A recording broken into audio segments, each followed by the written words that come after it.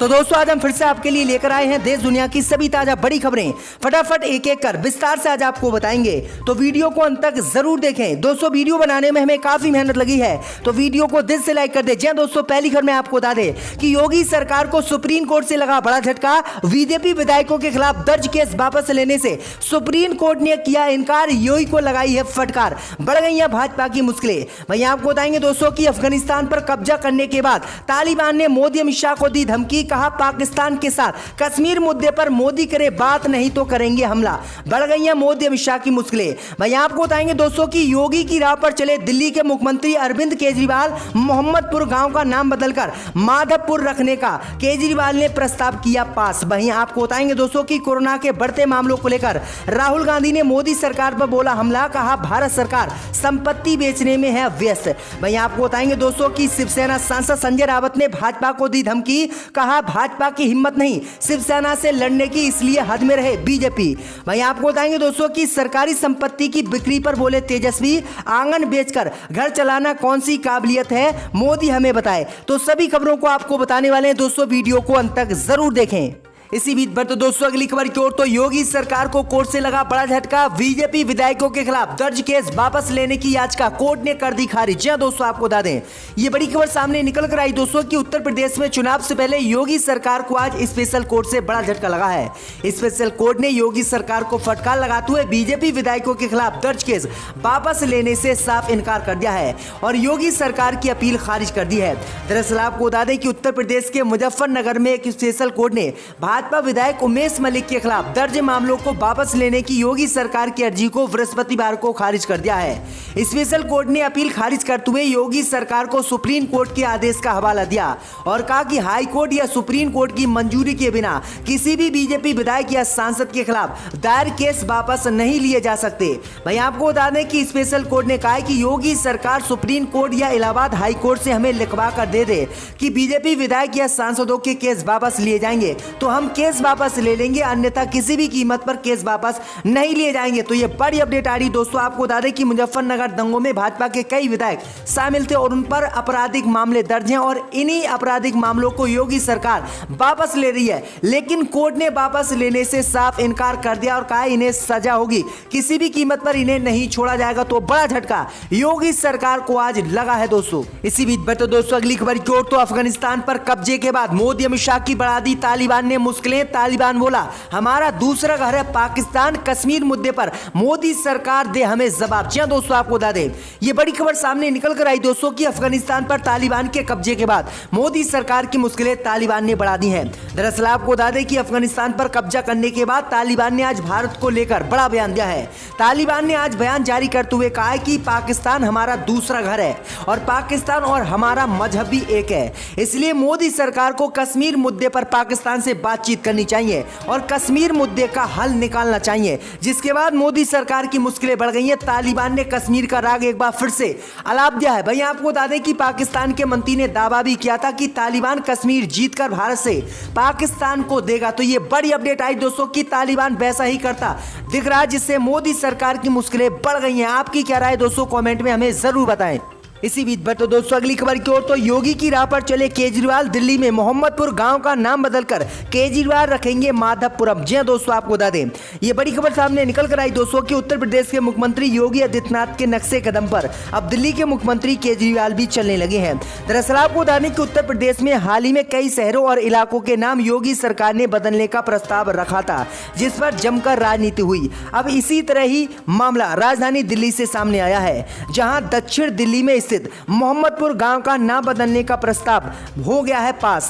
जी दोस्तों, आपको बता दें कि अब इस गांव का नाम माधवपुरम रखा जाएगा और बीजेपी के नेता लंबे समय से केजरीवाल से इस गांव के नाम बदलने की मांग कर रहे थे और आज फाइनली इसका प्रस्ताव पास हो गया है। अब दिल्ली के दक्षिण में मोहम्मदपुर गांव का नाम बदलकर माधवपुरम जो है केजरीवाल रखने वाले हैं। तो ये बड़ी अपडेट आई दोस्तों कि योगी के नक्शे कदम पर केजरीवाल भी अब चलने लगे हैं। इसी बीच पर तो दोस्तों अगली खबर की ओर, तो कोरोना कोरोना के बढ़ते मामलों पर राहुल गांधी ने जताई चिंता, बोले भारत सरकार संपत्ति बेचने में है व्यस्त। जी हां दोस्तों, आपको बता दें कि कांग्रेस के पूर्व अध्यक्ष राहुल गांधी ने देश में कोविड-19 महामारी के मामलों में बढ़ोतरी को लेकर मोदी सरकार पर आज फिर से हमला बोला है। राहुल गांधी ने मोदी सरकार पर हमला बोलते हुए कहा है कि कोविड-19 के मामलों में वृद्धि चिंताजनक है। टीकाकरण को मोदी सरकार द्वारा गति दी जानी चाहिए ताकि अगली लहर में महामारी के गंभीर प्रभाव से बचा जा सके। वहीं आपको बता दें कि राहुल गांधी ने आगे मोदी सरकार पर हमला बोलते हुए कहा है कि कृपया अपना ध्यान रखें क्योंकि भारत सरकार बेचने में संपत्ति देश की व्यस्त है। वहीं आपको बता दें कि बीते दिन कोविड-19 के 46,164 मामले सामने आए हैं। देश में यह संख्या अब लगातार बढ़ रही है। इसी को लेकर राहुल गांधी ने हमला बोला है कि मोदी सरकार अभी सरकारी संपत्ति बेचने में व्यस्त है, इसलिए लोग अपनी सुरक्षा खुद करें। इसी बीच पर तो दोस्तों अगली खबर की ओर, तो कुंभ मेले में फर्जी कोरोना रिपोर्ट बनाने के मामले में 2 अधिकारी मोदी सरकार ने किए सस्पेंड। जी दोस्तों, आपको बता दें कि हरिद्वार में कुंभ मेले के दौरान कोविड सैंपल टेस्टिंग फर्जी बारे में 2 अफसरों को आज मोदी सरकार ने सस्पेंड कर दिया है। जिला अधिकारी हरिद्वार की जांच रिपोर्ट पर सीएम धामी के निर्देश पर शासन ने यह पहली बड़ी कार्रवाई की है। तत्कालीन मेला स्वास्थ्य अधिकारी डॉक्टर अर्जुन सिंह सेंगर और प्रभारी अधिकारी स्वास्थ्य कुंभ मेला डॉक्टर एन.के. त्यागी पर यह गाज गिरी है। दरअसल आपको बता दें कि जब कुंभ मेला लगाया गया था तो सरकार ने आदेश जारी किए थे कि जो व्यक्ति भी कुंभ मेले में आए वह कोरोना की निगेटिव रिपोर्ट लेकर आए, तभी उसे कुंभ मेले में प्रवेश दिया जाएगा। वहीं आपको बता दें कि पैसों का लालच देखकर कुंभ मेले में कोरोना की फर्जी रिपोर्ट इन अधिकारियों ने बनवाई थी और पैसे लेकर कोरोना की निगेटिव रिपोर्ट दी थी, जिसके बाद देश में बहुत तेजी से कोरोना फैला और कोरोना का विस्फोट हुआ और इस मामले की मोदी सरकार ने जांच जारी कर दी थी। अब जांच में ये 2 पर गाज गिरी है और दोनों ही अधिकारियों को निलंबित सरकार ने कर दिया है। तो ये बड़ी अपडेट आ रही है दोस्तों। इसी बीच पर तो दोस्तों अगली खबर की ओर, तो शिवसेना नेता संजय रावत ने मोदी अमित शाह को दी चेतावनी, कहा शिवसेना से लड़ने की हिम्मत भाजपा की नहीं, इसलिए हद में रहे बीजेपी। जी दोस्तों, आपको बता दें कि भाजपा केंद्रीय मंत्री नारायण राणे की गिरफ्तारी के बाद जमानत मिलने के बाद अब शिवसेना और बीजेपी की जुबानी जंग खत्म होने का नाम नहीं ले रही है। शिवसेना के सांसद संजय रावत ने अब राणे को तमीज में रहने की हिदायत दी है। उन्होंने कहा है कि शिवसेना अपने नेताओं के खिलाफ इस तरह के किसी भी बयान को बर्दाश्त नहीं करेगी।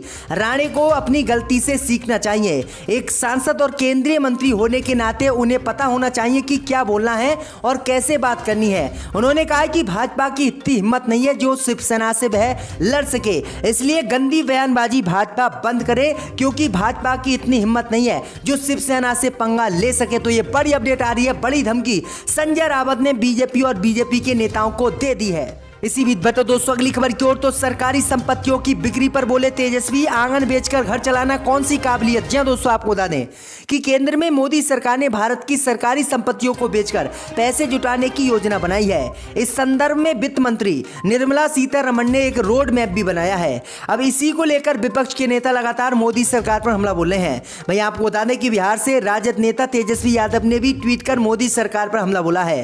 तेजस्वी यादव ने कहा है कि केंद्र में बैठे नीम हकीमों ने अच्छी खासी दौड़ रही अर्थव्यवस्था को इतना बीमार कर दिया कि अब इसका रेंगना भी दूर हो गया है। अब इसे जिंदा रखने के लिए इसी के अंग काट काट कर देश की संपत्ति से झोला छाप निजी हाथों में बेच रहे हैं। आंगन बेचकर किसी तरह घर चलाना कौन सी काबिलियत है साहब, मोदी सरकार के नेता और प्रधानमंत्री मोदी बताएं।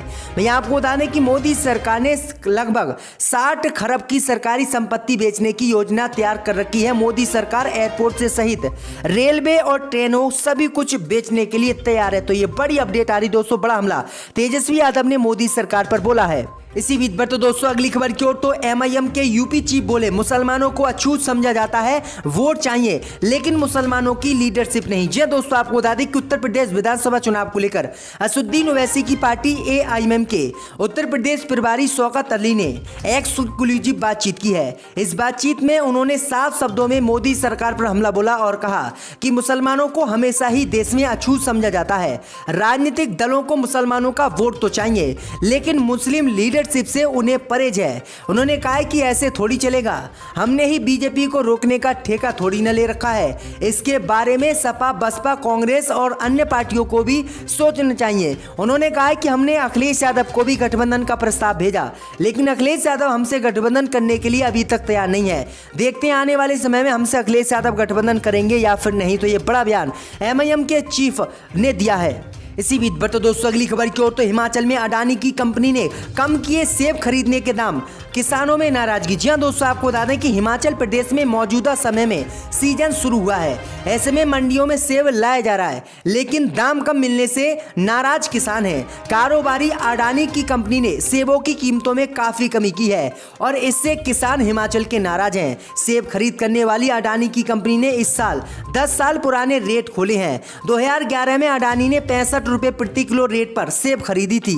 इस साल भी कंपनी करीब इसी रेट पर सेब खरीद रही है, जिसके बाद लोगों में भारी गुस्सा है। वहीं आपको बता दें कि अडानी की कंपनी ने 16 रुपये रेट कम किए हैं, यानी 2011 में जो मोदी सरकार जब नहीं थी तब अडानी ने सेब खरीदे थे, वो अब 2021 में अडानी की कंपनी हिमाचल में सेब खरीद रही है, जिससे किसान काफी नाराज हैं। किसान कह रहे हैं कि ये सरकार हमें पट करके रहेगी और मोदी अडानी हमारी अब तो जो है जमीन जायदाद पर भी डाका डालने लगे हैं। तो ये बड़ी अपडेट आ रही दोस्तों। इसी बीच बढ़ते दोस्तों अगली खबर की ओर, तो सीसीटीवी कैमरा लगाने के मामले में दिल्ली सरकार दुनिया में नंबर 1, मुख्यमंत्री अरविंद केजरीवाल ने दी बधाई। जी हां दोस्तों, आपको बता दें कि प्रति वर्ग किलोमीटर क्षेत्र में सीसीटीवी कैमरे लगाने के मामले में दिल्ली दुनिया में नंबर 1 पर पहुंच गया है। दिल्ली में प्रति वर्ग मील 1826 सीसीटीवी कैमरे लगाए गए हैं। ये संख्या चेन्नई की तुलना में 3 गुनी है और मुंबई से 11 गुना अधिक है। दिल्ली में अब तक 2.75 लाख सीसीटीवी कैमरे लग चुके हैं और अगले कुछ महीनों में 1.4 लाख सीसीटीवी कैमरे और लगाए जाएंगे। इस मामले में दिल्ली भारत ही नहीं पूरी दुनिया के शहरों से आगे निकल गया है। इस कैटेगरी में लंदन, शंघाई और न्यूयॉर्क जैसे शहर भी पीछे हो गए हैं। भाई आपको बता दें कि सीसीटीवी के मामले में दिल्ली दुनिया भर के 150 शहरों में पहले स्थान पर है। मुख्यमंत्री अरविंद केजरीवाल ने कहा है कि यह पूरी दिल्ली के लिए गर्व की बात है। तो यह बड़ी अपडेट आई दोस्तों कि केजरीवाल के नेतृत्व में दिल्ली नंबर 1 आज बन गया है।